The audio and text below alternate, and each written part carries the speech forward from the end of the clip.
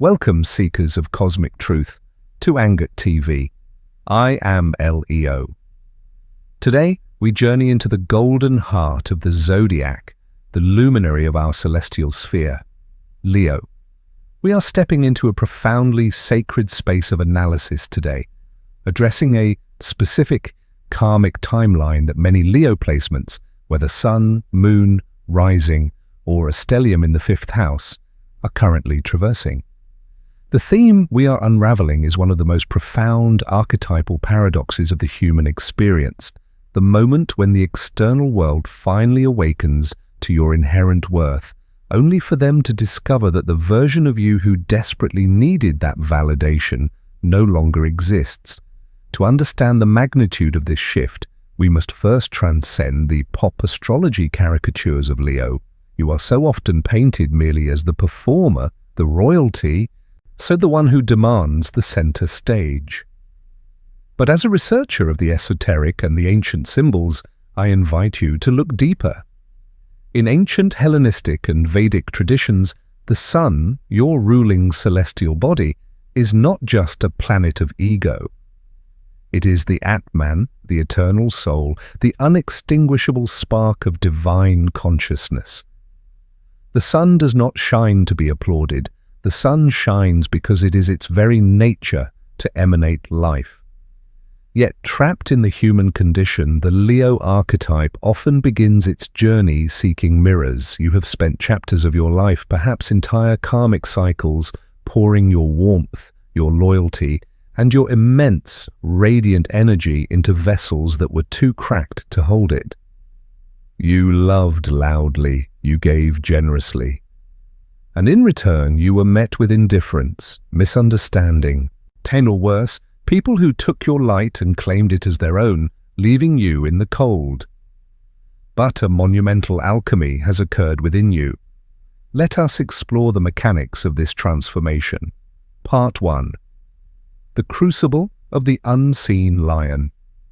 In the study of alchemical symbolism, there is a stage known as Sol Niger, the Black Sun. It represents a period of intense psychological decay, a dark night of the soul where the ego is stripped of its external comforts and forced to confront its deepest wounds. For Leo, a fixed fire sign, your Sol Niger was triggered by a profound lack of reciprocity. Think back to the dynamic that brought you to this point.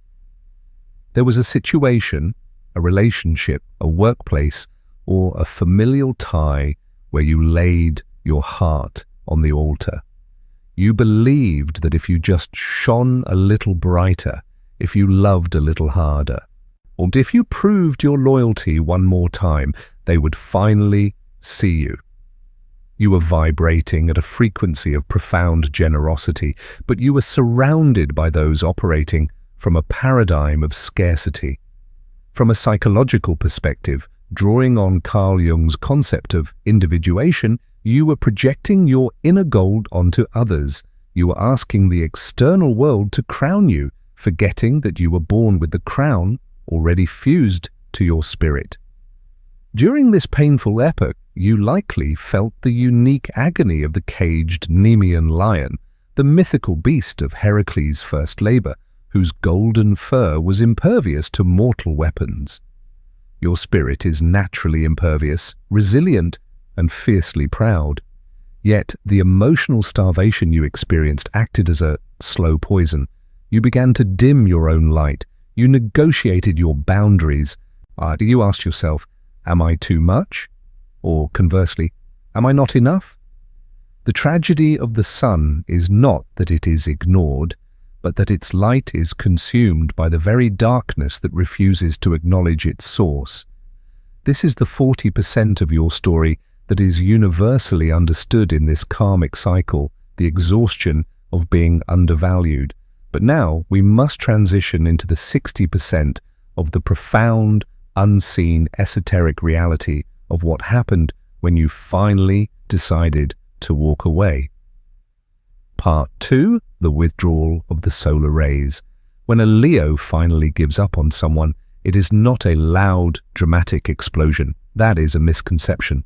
The true departure of a Leo is silent, chilling, and absolute. It is the sudden eclipse of the sun. The warmth simply vanishes when you realize that your worth was not debatable, but you did not just change your mind, you underwent a cellular and spiritual metamorphosis. In Eastern philosophies, particularly in the yogic concept of tapas, spiritual discipline, and the burning off of karma, heat is generated through internal friction.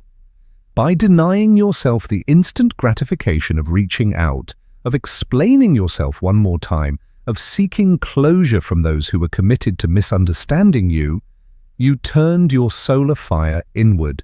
You stopped burning to keep them warm, and you started burning to forge your own steel. This period of isolation was not a retreat of defeat, it was a tactical withdrawal into the sovereignty of the self. You began to integrate your shadow. You confronted the uncomfortable truth. Why did I accept breadcrumbs when I was offering a banquet? You realized that your desire to be seen by them was actually a symptom of your own inner child refusing to see yourself. And as you healed, as you pulled your energy back into your own auric field, your vibration shifted. You moved from the anxious frequency of seeking validation to the anchored, magnetic frequency of self-sufficiency. You became the center of your own solar system once again. And this is the exact moment the universe triggers the karmic boomerang. Part 3. The Awakening of the Observers. We are bound by the Hermetic axiom, as above, so below, as within, so without. Because you have internally recognized your absolute, non-negotiable value, the external matrix must now rearrange itself to reflect this new reality. The people who took you for granted are suddenly experiencing the bitter winter of your absence. The phantom warmth they relied upon is gone, and in the cold silence, clarity has violently struck them. They are currently looking at your empty chair, realizing that the loyalty, the fierce protection, the radiant joy you brought into their lives cannot be replicated. They cannot find your signature energy anywhere else because a Leo's love is utterly bespoke. They finally see your worth. The scales have fallen from their eyes. They are preparing their apologies, their grand gestures, their late-night messages, trying to bridge the chasm. They want to return to the hearth. But here is the profound, beautiful tragedy of this astrological transit. By the time they have learned your value, you have unlearned your need for them. And Part 4, the Saturnian reckoning and the phantom light. Let us analyze the consciousness of those who are currently trying to re-enter your orbit. You must understand that they are not interacting with the present version of you. They are chasing an energetic ghost. In ancient mythologies and psychological symbolism, we often see the motif of the mist kairos. The Greeks had two words for time, chronos, which is linear, ticking time, and kairos, which is the supreme opportune moment, the spiritual window. The people who undervalued you missed their kairos. They believed your light was a permanent fixture, a static resource they could draw from at their own convenience. Now they are experiencing a phenomenon I call the phantom light syndrome. Much like a person who still feels the sensations of a limb that has been amputated, they are still reaching out for the warmth, the counsel, and the unconditional support you used to provide, only to grasp at empty air. From an astrological standpoint, they are facing a Saturnian reckoning. In the cosmic architecture, the sun, your ruler, represents pure giving consciousness, while Saturn represents the harsh realities of consequence, time, and limitation. By taking your solar generosity for granted, they invoked their own Saturnian karma. They are now sitting in the cold reality of what they built, a world without you. When they look at you now, they finally see your absolute worth. They see the sovereignty you carry. But their tragedy is rooted in a fundamental miscalculation. They believe they can unlock the door to your heart using the exact same key they threw away. When they do not realize that the entire house has been rebuilt. Part 5. The Alchemy of Gold and the Power of Indifference. This brings us to the most crucial evolution in your current karmic cycle. When people from your past finally recognize your value and attempt to return, they often expect one of two reactions from a Leo: fierce, fiery anger, or joyous, warm acceptance. They expect your ego to be gratified by their return. Instead, they are met with something that terrifies them entirely: profound, peaceful indifference. In alchemical traditions, gold is considered the most noble of metals. Why? Because it is inert. It does not tarnish, it does not rust, and it does not react to lesser chemicals. You have achieved the state of the noble metal. In the past, their actions could trigger your fire, causing you to burn with anxiety, resentment, or a desperate need to prove yourself. You were reacting. Today, you are simply being. Drawing upon the Buddhist concept of upeksha, equanimity or non-attachment, you have reached a state of consciousness where you no longer need their villainy to justify your victimhood, nor do you need their praise to justify your royalty. You can look at them, acknowledge their realization of your worth, and feel absolutely no compulsion to let them back into your sacred space. The highest boundary is not a wall built in anger. It is an open field where the unwelcome simply have no energetic resonance to stand. You are not the same anymore because your core motivation has shifted. You are no longer navigating the world through the wound of the unseen child. You are navigating the world through the archetype of the sovereign. The sovereign does not negotiate their value at the market. Their value is self-evident. Part 6. The frequency dissonance. As you observe their attempts to reconnect, whether through subtle social media surveillance, reaching out through mutual acquaintances, or direct, seemingly heartfelt apologies, you will notice a strange sensation within yourself. It isn't a desire for vengeance, it's a feeling of profound dissonance. When you hear them speak, their words will feel entirely out of tune with the frequency you now reside on.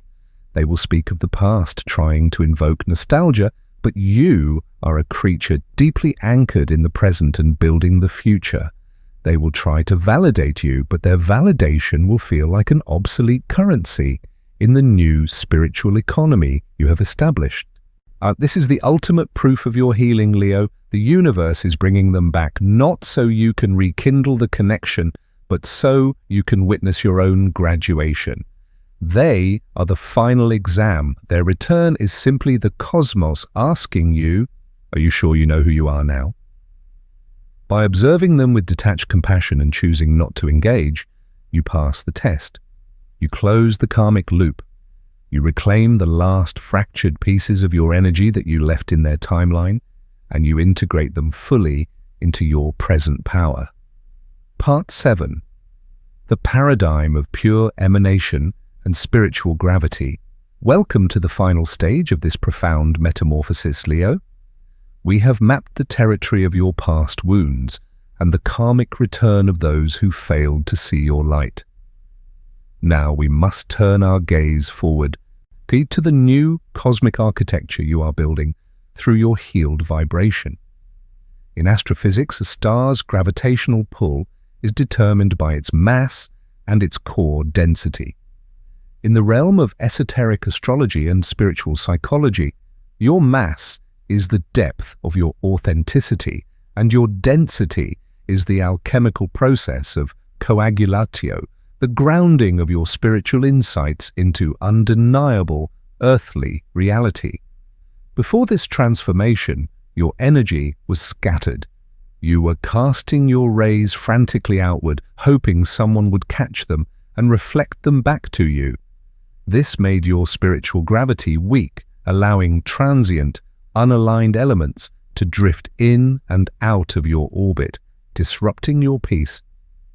But by pulling your energy inward, by sitting in the discomfort of your Sol Niger and emerging as the sovereign, your core has become impossibly dense with self-knowing, you have shifted from a paradigm of seeking to a paradigm of pure emanation. The sun does not chase the planets to ensure they stay in its orbit. It simply exists, burning its truth, and the sheer weight of its presence commands the harmonious rotation of the entire solar system. Moving forward, this is how you will experience love, friendship, and opportunity. You will no longer attract those who need you to prove your worth. By universal law, your new vibrational baseline will instantly repel those who operate in scarcity or manipulation. Instead, you will attract heliocentric relationships, connections that naturally and joyfully revolve around mutual respect, warmth, and shared creation. You are stepping into the highest octave of your fifth house placements, creating not for applause, but for the sheer ecstatic joy of existence. Conclusion: the echoes in the void. As we close this chapter of our research into the Leo archetype, I invite you to take a deep, grounding breath. Acknowledge the phantom knocks at your door. Acknowledge the apologies that are 5 years, 2 months, or 3 weeks too late. It is perfectly natural from a human perspective to feel a fleeting sense of grief, not for the loss of them, but for the past version of you who would have given anything to hear the words they are saying now. Validate that past version of yourself. She or he survived the cold so that you could become the fire. Let the ghosts of your past recognize your gold. You do not need to spend it on them ever again. When they look at you now, they see a masterpiece they abandoned when it was just a sketch. They finally see your worth. But you are not the same anymore. You are not a canvas waiting for their brush. You are the artist, the gallery, and the light that illuminates the room. Let their realization be their own karma to carry. Your only sacred duty now is to continue shining unapologetically, boundlessly, and entirely for yourself. Thank you for joining me on Karmic Zodiac. May your light remain sovereign. Part 8. The Mythos of the Cave and the Bare-Handed Battle. To truly comprehend why you are not the same anymore, Leo, we must return to the ancient mythological roots of your sign, the Nemean lion. Pop astrology glosses over this myth, focusing only on the lion's golden, impenetrable fur. But as researchers of esoteric truth, we must look at how the lion lived and how it was ultimately transformed. The Nemean lion lived in a dark cave on Mount Tritos, a cave with 2 entrances. When it was hunted, it would simply slip out the other side. This is the archetype of the unevolved or wounded Leo, always leaving a back door open for people, constantly adjusting, constantly fleeing from the deepest confrontation with the self to avoid being entirely alone. But when Heracles came to conquer the beast, he did something profound. He blocked one of the entrances. He forced the confrontation in the dark. During your Sol Niger, that dark night of the soul, when you realized your love was being squandered, the universe effectively blocked your second exit. You could no longer run from the pain of being undervalued. You could no longer make excuses for their behavior. You were trapped in the cave with your own ego, your own shadow, and your own bleeding heart. And just as Heracles had to fight the lion bare-handed because no mortal weapons could pierce its skin, you had to fight your own demons of unworthiness without any external tools. You couldn't use their validation to soothe you because they weren't giving it. You couldn't use your usual performance to win them over because the audience had left the theatre. You had to wrestle your own shadow in the dark, using nothing but the raw strength of your soul. When you emerged from that cave, you were not the lion that went in. You emerged wearing the indestructible skin of your own self-worth.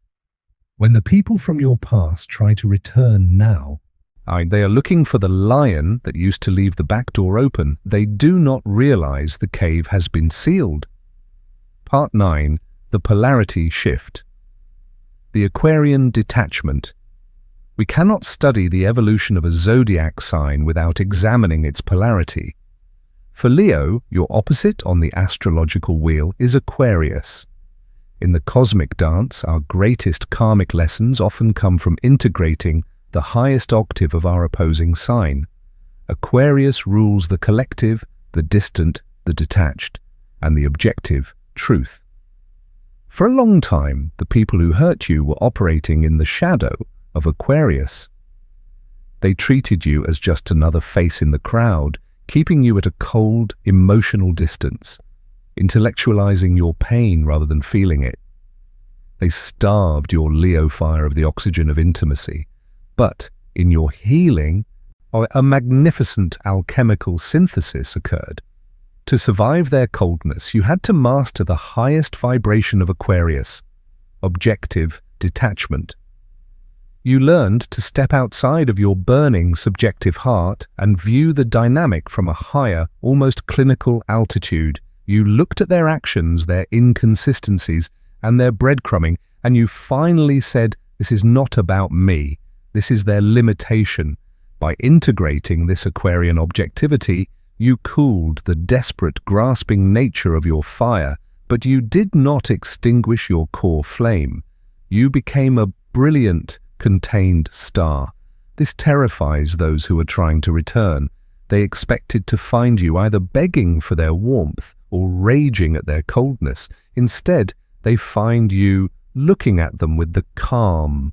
Our detached observation of a scientist studying a mildly interesting, but ultimately irrelevant, phenomenon. You have mastered the polarity. Part 10. The Architecture of the Heart and the Astral Spine. Let us transition into medical and somatic astrology. Leo governs the heart, the spine, and the upper back. This is not a coincidence. It is a profound, energetic blueprint. Think about your physical and energetic posture during the time you are begging them to see your worth.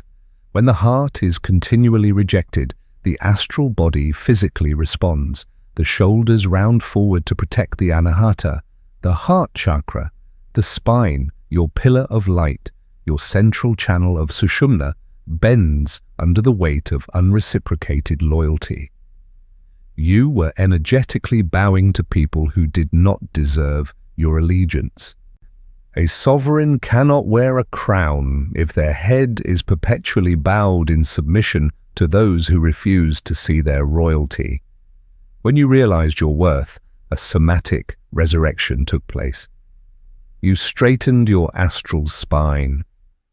You pulled your shoulders back. You exposed your heart again, but this time not as an offering to them, but as a radiant sun meant to illuminate your own path. This creates a massive shift in your auric field. You transition from an energy system that is leaking outward in search of connection to a closed-loop torus field. Your energy flows up through your spine, out through your heart, and loops back into your own foundation. You are self-sustaining. When these individuals from your past encounter you now, even if it is just through a digital screen or a brief passing moment, they feel this structural shift. They feel the impenetrable strength of your straightened spine. They are intimidated by the sheer architecture of your self-respect. Part 11. The Paradox of Karmic Amnesty Without Access. As we draw these threads together, we must address the ultimate question: what do you do with them now? Because you are a Leo, ruled by the magnanimous sun, holding on to bitterness is a violation of your own nature. Hatred is a heavy, dark energy, and the sun cannot be burdened by the dark. It is simply not in your spiritual DNA to hold grudges forever. Therefore, you reach a state of what I call karmic amnesty. In the ancient courts of kings and queens, amnesty was a pardon. You look at these people, you see their flaws, you see how their own trauma blinded them to your immense value, and you forgive them. You release the karmic cord, You genuinely wish them well on their soul's evolution. But, and this is the absolute crux of your transformation, amnesty does not equal access. You can pardon a trespasser without inviting them to live in your castle. You have realized that your energy is a finite, sacred resource in this incarnation. You will no longer set yourself on fire to keep their illusions warm. They finally see your worth, yes, but your worth is no longer a commodity they can afford. You have become the myth, the legend of the gold they once held in their hands, but were too foolish to keep. And as they sit with that profound loss, you simply continue to rise, to shine, and to warm the world for those who never needed a tragedy to recognize a miracle.